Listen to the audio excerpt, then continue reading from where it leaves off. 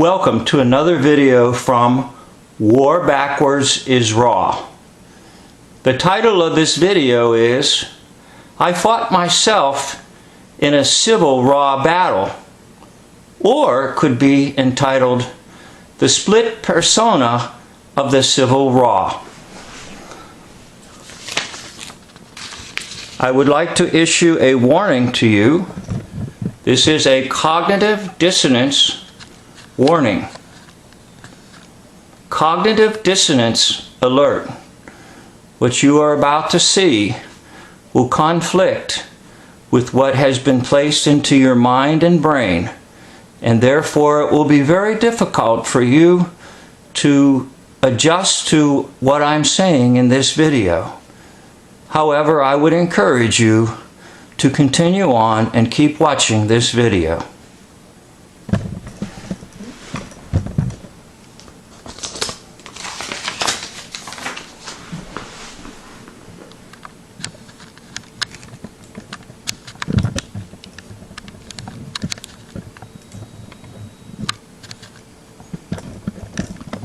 The sources of the photos in this video come from this book, Civil War Battles, by Kurt Johnson and Mark McLaughlin, published by Fairfax Press.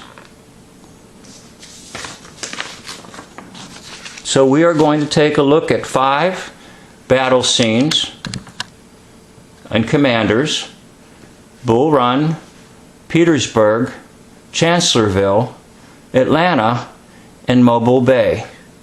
I apologize that they're not in good, correct chronological order for you, but we will go there and explore each battle and their commanders, the Northern Commander and the Southern Commander. So first, let's go to Bull Run, which we are told happened July 21st, 1861.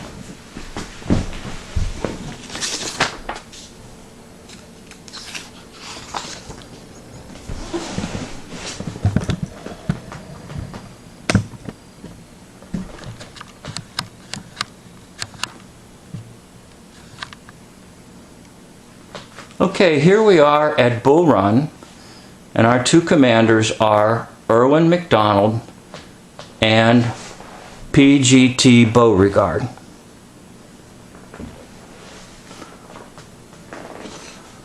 Now, the first thing I'd like for you to notice is the part in the hair. As you can see, the part matches Mr. McDowell's part in his hair, matches the part in the hair of Mr. Beauregard. Now the next thing I'd like to show you is what I call a little fluff or a little puff in the hair. If you look how the hair is kind of puffed up here, as if it's curly and uncooperative, and forms just sort of like a little hill or a little mountain. And then you'll see the same effect over here for Mr. McDowell. Now the next thing I'd like to draw your attention to is the mustache. Take a look at the mustache on Mr. Beauregard.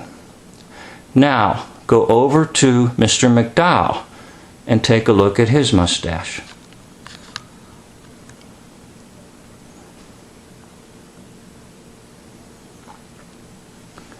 I would like to draw your attention to the hair that was grown underneath the lower lip down to the chin on Mr. Beauregard.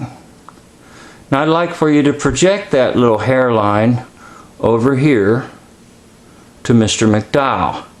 And of course add some more hair, glue it on, or grow it, whatever you'd like to do. And basically you're looking at the same individual, the same persona. Now the next thing I'd like to do is point out the ear. Fortunately, this photograph, along with the other photograph, was taken in the same position. So we have a good look at the left ear.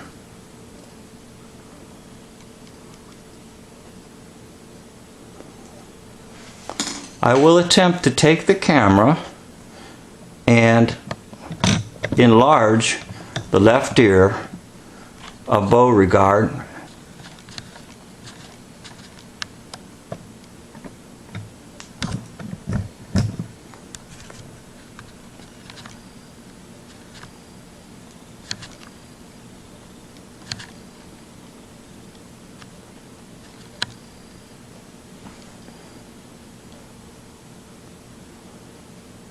Try to familiarize yourself with the pattern of the left ear of Beauregard.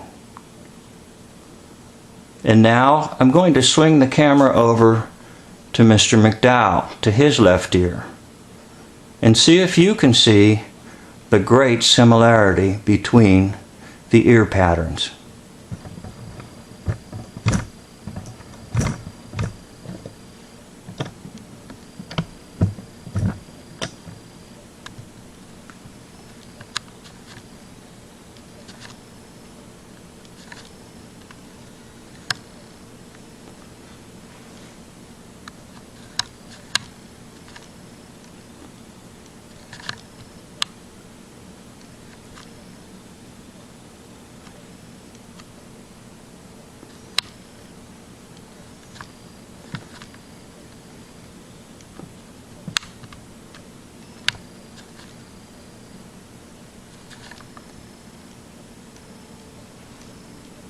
Well, I apologize for the equipment. My videos are rather primitive, and I'm not hung up on the fact that I'm not highly skilled in creating videos, nor is my equipment high-tech. However, I hope that my points are high impact on you. So let me take you now to the next location, which will be Petersburg.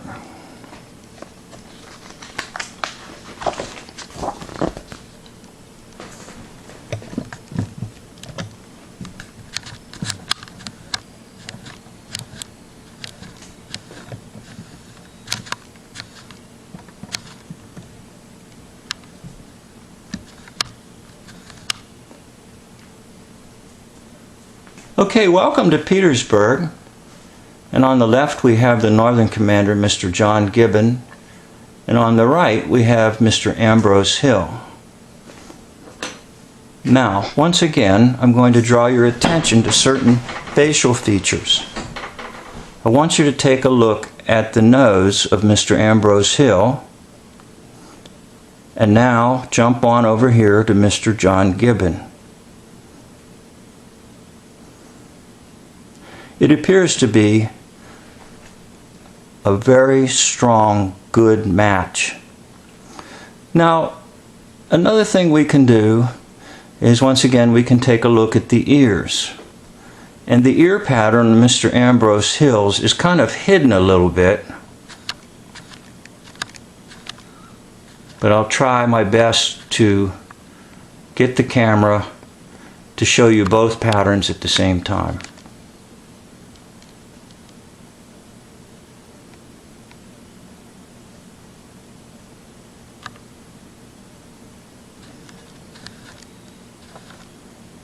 What is also very interesting is that they're both in almost the identical pose in the photo, as if the authors of the book or whoever wants you to see it and realize that it is one persona who has been split into two.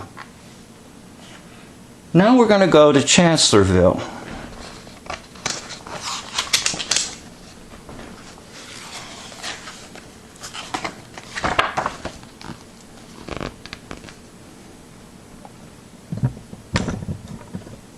So welcome to Chancellorsville, and welcome to Mr. Hooker. On the left, the North, and of course the famous Thomas Jackson, known throughout history as Stonewall Jackson. Once again, we can look at hair patterns and the forehead. Look at the pattern of hair on Mr. Jackson. How there's this cut and this void here, almost creating a little hump. And look, you'll see a very similar thing on Mr. Hooker. You can also see how the hair comes down and forms, and it is pretty well seen on Mr. Hooker like an M. And that's very interesting too, the letter M. However, one of the best things that we can do, once again, is to take a look at the ear.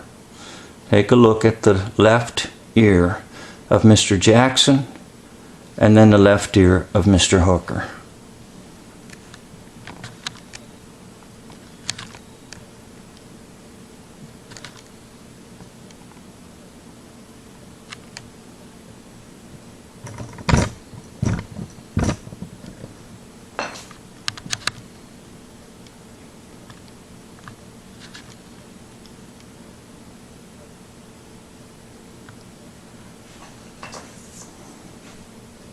If you're looking carefully, you'll see a very similar pattern.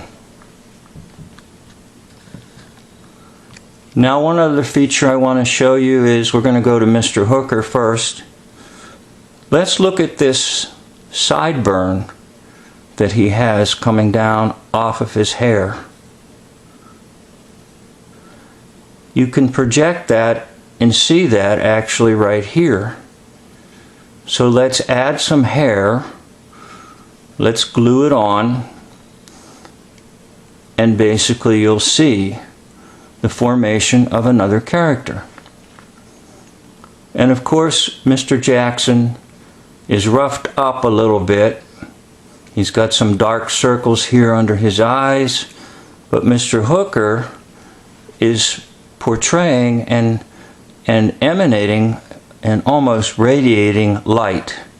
As you can see, the lighting is different, the shading is different, but essentially you're looking at the same persona. Next we go to Atlanta. Off to Atlanta, where we meet the famous William Tecumseh Sherman. And of course, on the right is Mr. Johnson.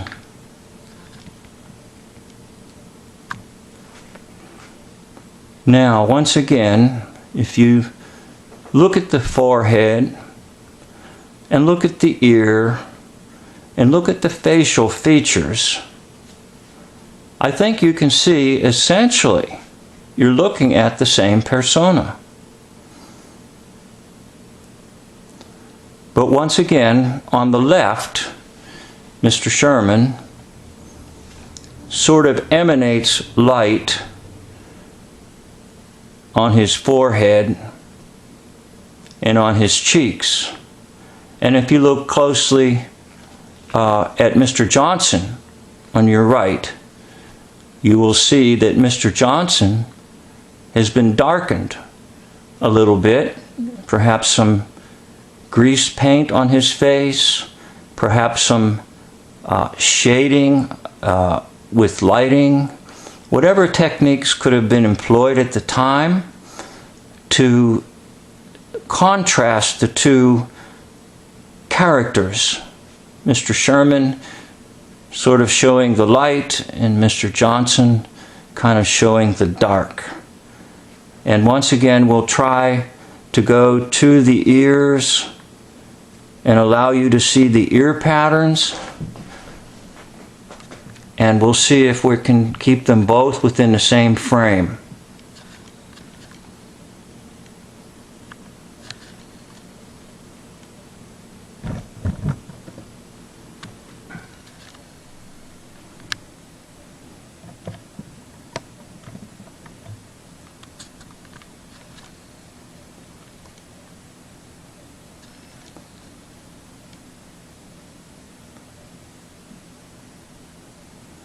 Now once again, the same idea, the ear pattern on the left is illuminated in light, and the ear pattern on the right is darkened and kind of roughed up, and perhaps even some grease or dirt or something has been rubbed near it and by it to kind of give the effect of one is light and one is dark. All right, now we're going to go to another location. And this location will be Mobile Bay. That'll be our last location.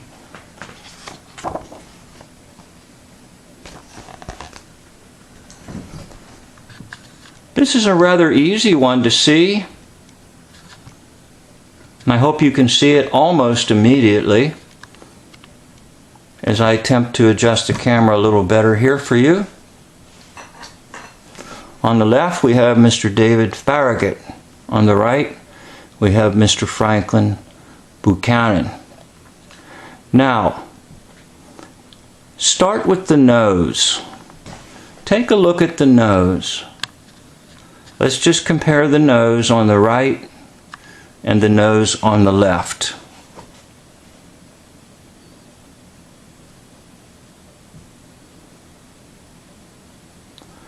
Let's take a look at the lips. And let's take a look at the facial expression that's given by the lips of Mr. Farragut and then Mr. Buchanan. The lips accompanied with the facial expression seem to be almost identical.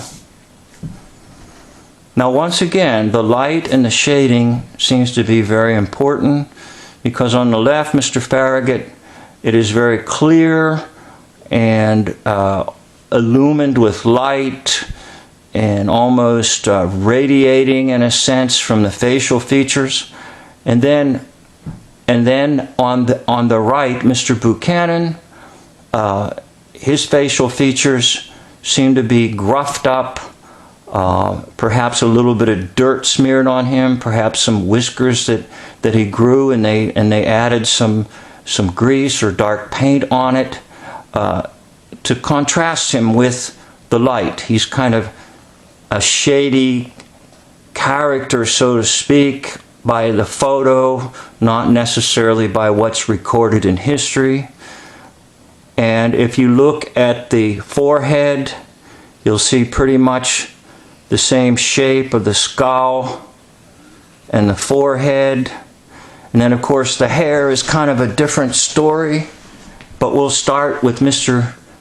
Farragut. And if you can just imagine that these are like pieces of string or rope, and if you can in your mind eliminate this so-called hair here, you'll see how his hair above his right ear is puffy, and you'll almost see the identical puffiness with Mr. Buchanan.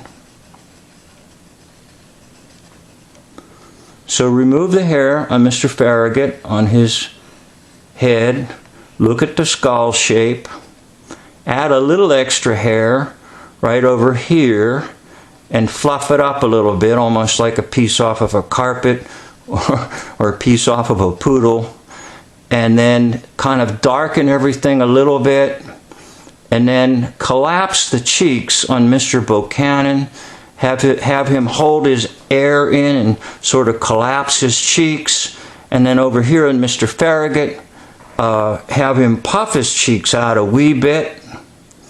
Now let's go back to the nose and back to the lips. And if you take these lips and put them over here and put these lips over here, you'll see how very, very similar these commanders are.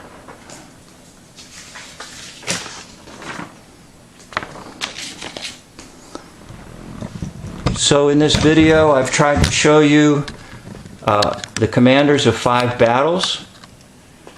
And the first is Bull Run. The second was Petersburg. The third, Chancellorsville. The fourth, Atlanta. and the last was Mobile Bay.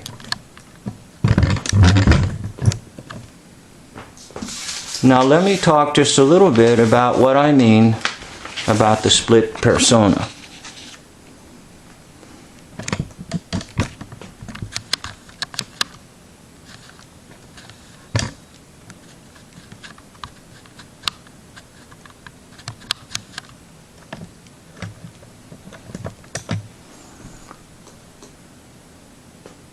Essentially, there's one actor, and that one actor is split into two roles: the good and the bad, the white and the black, the north and the south, the winner and the loser, the friend and the foe.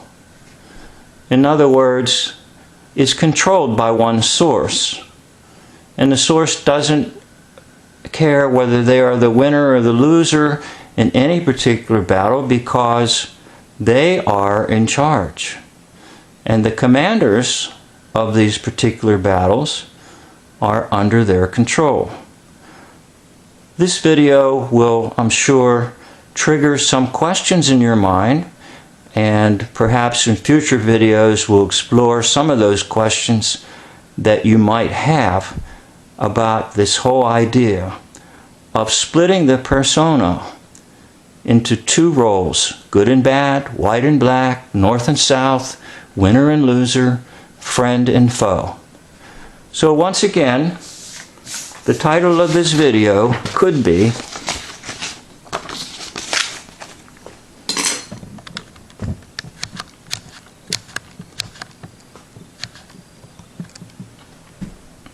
I Fought Myself in a Civil Raw Battle, or The Split Persona of the Civil Raw.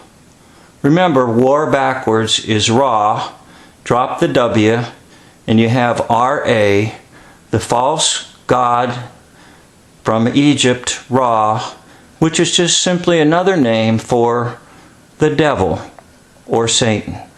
Signing off for now. I hope you'll watch another video.